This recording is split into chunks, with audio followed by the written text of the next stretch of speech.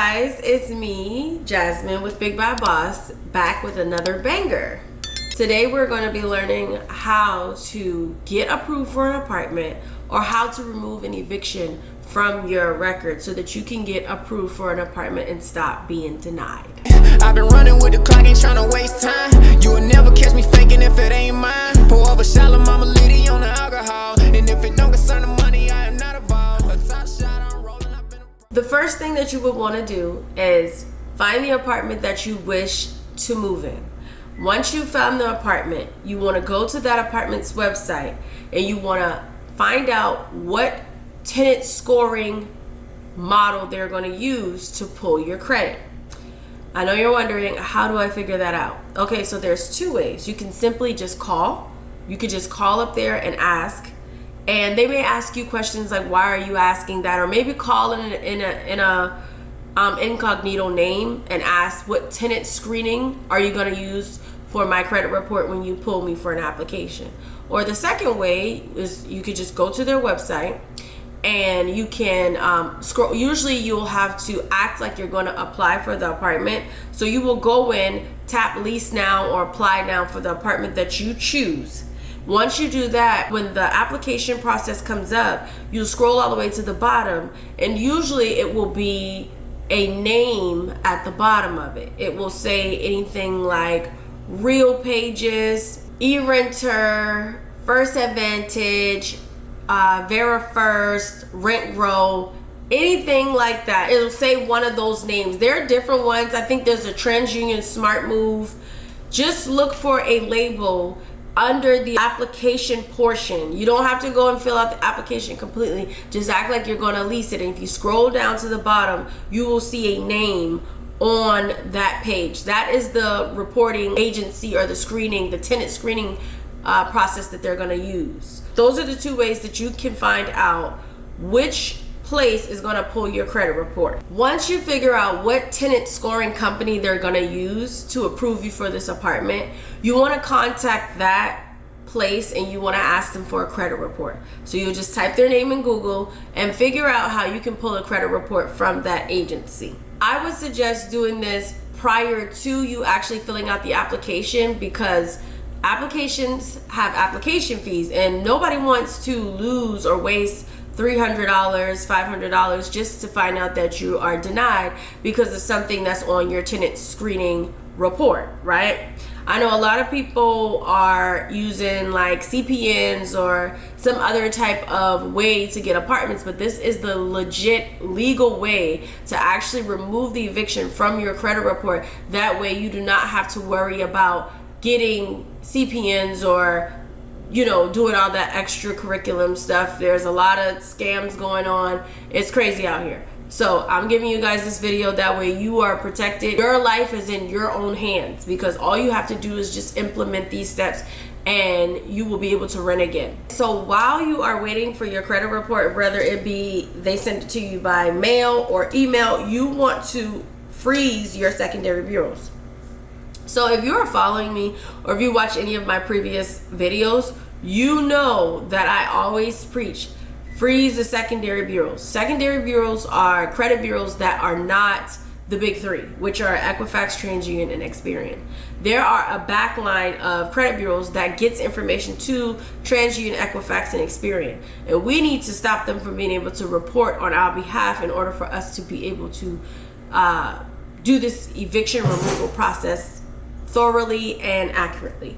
Okay, so those places are CoreLogic, LexisNexis, SageStream, Innovis, and ARS, which is Advanced Resolution Solutions. Once you've finished this whole process with getting your apartment, it is okay to go back and unfreeze them, but for this process we're going to keep them frozen. So another bureau that we have to deal with, particularly when we're trying to apply for an apartment, is Pacer.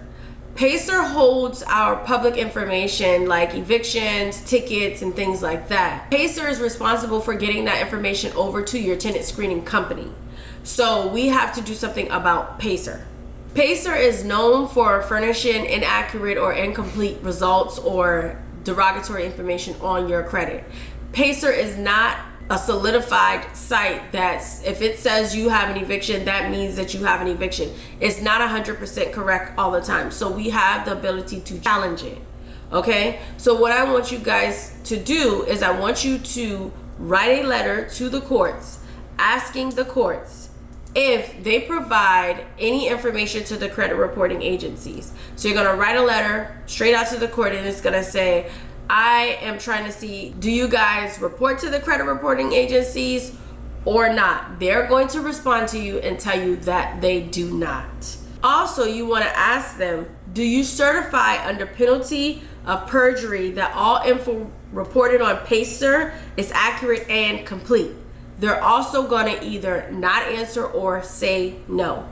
You want to send this letter to the court that you got the eviction in, certified, and return a sender. When I say the court that you got the eviction in, I'm saying if you got an eviction in Louisiana's magistrate's court, you want to go down to, you want to make this letter out to Louisiana's magistrate's court. Whatever eviction is showing up on that tenant screening report is the eviction that you want to deal with and you want to address, the court that you want to address, okay? Once you receive the letter back from the court stating that they do not report to the CRAs and that they cannot certify that the information sent to PACER is 100% accurate and correct, you want to take that letter along with a dispute letter and send it to the tenant screening or tenant scoring company, okay? I'm going to tell you what I want the dispute letter to say. So because we have something called consumer law, which protects consumers from negligence, we can use law 15 USC 1681, which states that a credit report needs to have accuracy and fair credit reporting. Also, 15 USC 1681B, permissible purpose, states that companies have to have permission to report on your behalf. Did you give them permission to report? You have given nobody permission to report. I mean, I hope you haven't. I don't think you would. This law states that this has to take place, meaning that you have to give them permission in order for them to furnish anything on your consumer file.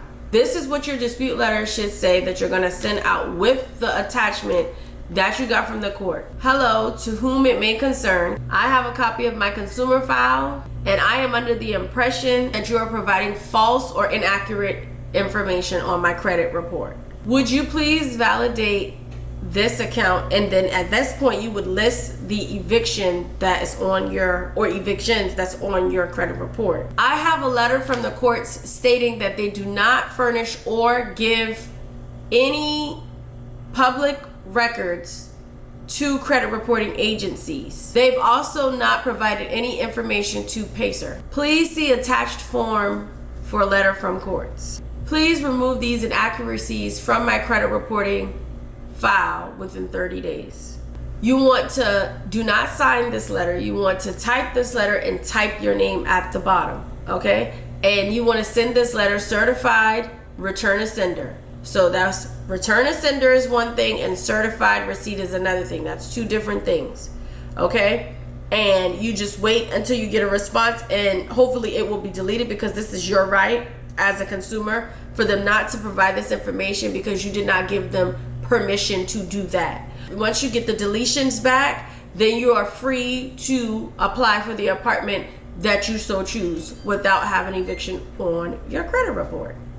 Okay, so if you guys have any questions or comments, please leave them down below. Do not forget to like and subscribe. Comment your questions, because I will not know if you're having trouble if you do not comment. I hope I explained this thoroughly. Like I said again, like, comment, subscribe, and I will be back with more gems as soon as I can.